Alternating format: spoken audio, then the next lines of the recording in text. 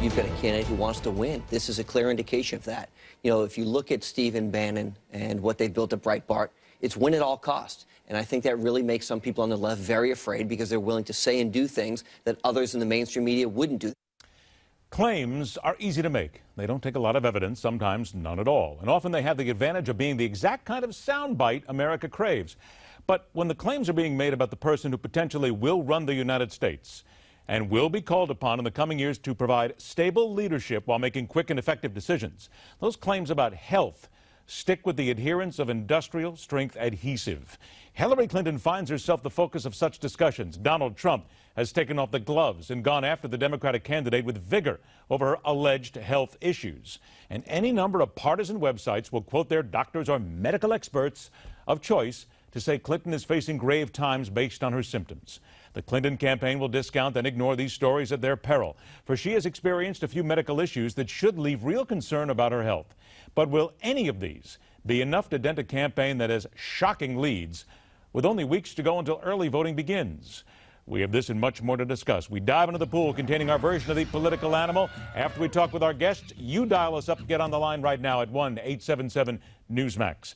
We begin with the former senior advisor to the Mike Huckabee presidential campaign, a former policy analyst at the Family Research Council, Charmaine Yoest. And we're also joined by public relations and branding expert Josh Nass. I want to thank you both for joining us. Before we get started, let's go ahead and listen to this. And hi, I forgot to say that. Hi to you both. Let's go ahead and start with this. Vice presidential candidate Tim Kaine was recently asked about Hillary Clinton's health and stamina. And here's what he said. I have no idea what he's talking about. I mean, did you see the incredible amount of work that Hillary did around the world, her travel schedule as Secretary of State? And then look at the grueling nature of this campaign. What do you think is really going on if he questions her physical stamina? He's trying to deflect attention. The real issue is his lack of the kind of temperament to be commander-in-chief and to be president. And voters see that, they sense that. Charmaine, Hillary Clinton was injured years ago. She does take medication right now. Her doctors, though, have given her an absolute clean bill of health. They say there are leaked medical documents out there that they say are completely and undeniably false. So is this something that the American people should be concerned with, or is this just another conspiracy in the making? Well, look, anytime you're voting for president, their health is of paramount concern to the voters. So it's a very, very relevant question. You do have to stay within the bounds of fair. And I think that the Clinton camp would be really well advised to come out at this point, given how intense the questioning has become, and address questions and take it on directly. There have been videos going around that do look very suspicious. And so they need to get in front of it from a marketing perspective and address the questions. And there we go with the public relations / marketing side of this as we go to Josh next. Because, Josh, I'll tell you what I'm hearing here, and I think Charmaine's got it right. Don't you need to get out in front of something like this? Don't just sit back and wait, because the longer you wait on anything, whether it's your health, whether it's taxes, whether it's anything that somebody else says, you got to get out there and attack it right away. Well, I think that's absolutely right. You certainly want to get out in front of the story, and I think the Clinton folks, given the different professionals that I'm aware of, that they consult with and have on staff, are aware of that. They are very strategic, and they know exactly what they're doing. And when we talk about marketing and PR, perhaps this would be a great segue to speaking about the news that Roger Ailes perhaps may be advising Donald Trump, and the implications of that. Well, there is Ailes in there, and his people, or the statement from Roger Ailes, spokesman, if you will, denies that he's helping Donald Trump at this point. But then again, he still could, because let's face it, Josh, that leads us to our next issue here, the big shakeup that happened. Apparently, people are saying that Roger Ailes did talk to the Trump campaign, and this is what happened. Now, again, from a PR standpoint, from getting the message out there, it just seems sloppy. Every time something happens here, at least in the Trump campaign, it seems to be an afterthought on actually getting it done right. That's one point. But the second point, do the voters care? Well, Ed, can I jump in here? Let's be clear, Ed. Hang on one sec, Charmaine. I'm going to go ahead. Josh, this is to you. No, go ahead, Josh. I appreciate that, Ed. As it pertains to the news of Ailes advising Trump or not, or perhaps even coaching him and prepping him on the upcoming debates, there's good reason for both the Trump camp and, of course, the Ailes camp to deny that that's actually happening, given the news of his ouster and the reasons for it. Having said that, There is nobody in recent American political history that is a better media advisor or could possibly serve as a better debate coach to prepare an outsider like Donald Trump for that front stage than Roger Ailes. The man is an absolute genius. He understands marketing and public relations better than anybody. And if we go back to 1968, as was documented in Joe McGinnis's book, The Selling of the President, the way Ailes was able to refashion Richard Nixon as not necessarily likable, but tolerable to the American people through the debate performances. But it says a lot. And if he could potentially do that for Trump, that is a huge, huge story. It is huge. I'm going to wait and see, though, because we're still dealing with issues. Charmaine, let me come to you on this, because here's something else on the other side, and this comes down to the whole shakeup here. Seen on Newsmax.com right now that we have on our front page, Donald Trump's campaign shows what he is doing. He's equating ratings with voter polls. Would you agree with that? And then he's making a massive miscalculation here?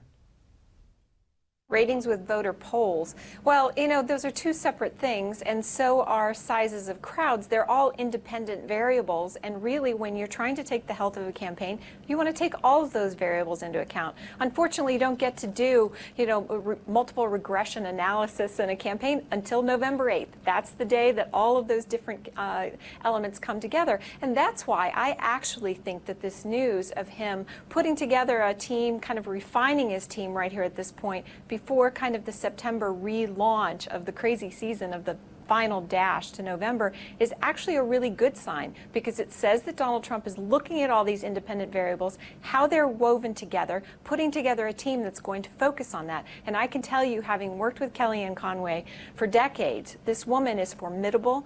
She is intense, she's focused, she's really, really knowledgeable, she's smart, she knows the woman's vote, she knows politics down cold, and the other side should be very, very concerned about the fact that Donald Trump is being aggressive in looking at challenges in his campaign and putting a team together and saying, I'm going to fight this down to the end. I mean, we've had some really, really ridiculous stories about taking him off the ticket, maybe he would quit, all of this kind of thing, and I think that by making this announcement, by putting two back-to-back good speeches in, you know, into the record, I think he's saying, I'm still here, I'm still fighting, I'm going to the mat, I'm taking it all the way to the end. Let me get 15 seconds from you both, because we're just about out of time. Josh, first of all, you as the PR specialist here, we still got time, but there's about 5.5 weeks to early voting. 15 seconds. Can Donald Trump get back in the race and take a lead by the time November arrives?